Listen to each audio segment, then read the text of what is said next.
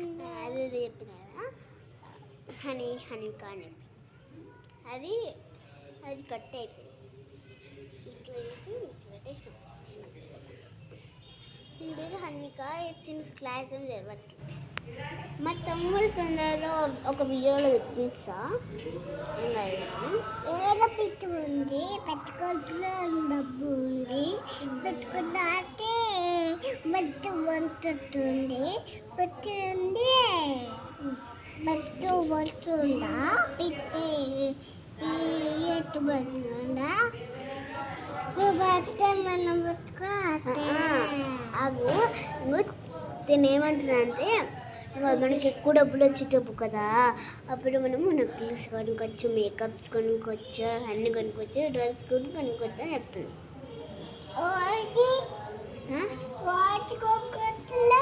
మన ఇద్దరం కొనుక్కోవచ్చు అట్లానే.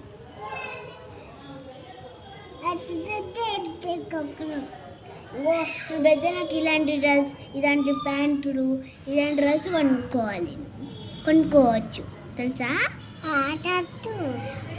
పెద్దగా ఫస్ట్ ఇంతుంటావు ఇట్లానే పెరుగుతూ ఉంటావు.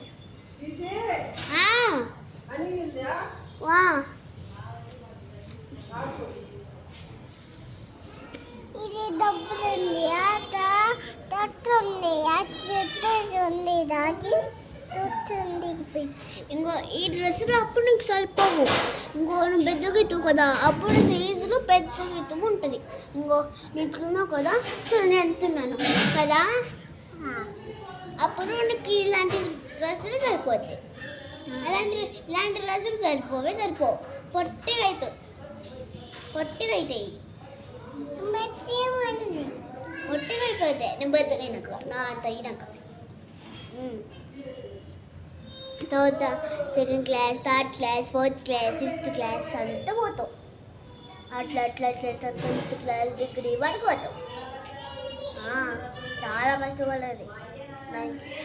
ఎగ్జామ్స్ అంటే ఒక పేపర్ ఇస్తారు.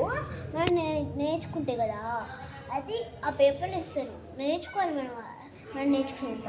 అప్పుడు మనకు ఫస్ట్ ర్యాంక్ వస్తే మనము క్లాస్ మానిటర్ అవుతాం. అంటే క్లాస్ మొత్తం మన అదుపులో ఉంటుంది. టీచరు మనకంతా చెప్తారు. ఓకేనా? అంత విధంగా అంత కష్టాలు ఉంటాయి. బుర్రలోకి ఎక్కువ సబ్జెక్ట్, మ్యాథ్స్ అంటారు, సైన్స్ అంటారు, ఇంగ్లీష్ అంటారు, ఏదేదో అంటారు. బాగానే ఉంటుంది. అర్థం కాదు, ఏం లేదు. అందుకే ఇంకో విధంగా నీకు తెలిసి మాకు అస్సలు లేదు. చూద్దాం, నువ్వు పాస్ ఇస్తావో ఫెయిల్ అవుతావు.